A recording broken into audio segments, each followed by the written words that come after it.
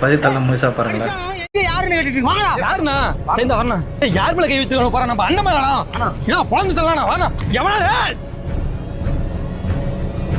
தம்பி இவனுங்க தான்டா.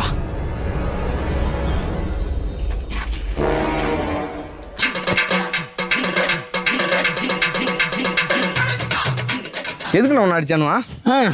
இங்க வாடா தம்பி. தம்பி இது வட்டம், இது ஃபெவிக்கல் உள்ள இருக்கா அஞ்சலி தான். இங்க வர தம்பி, நான் விட்டனா அங்கிருந்து விட்டனா இந்த பட்டாயில் லைட்டாக தான் தம்பி டச் ஆனிச்சு.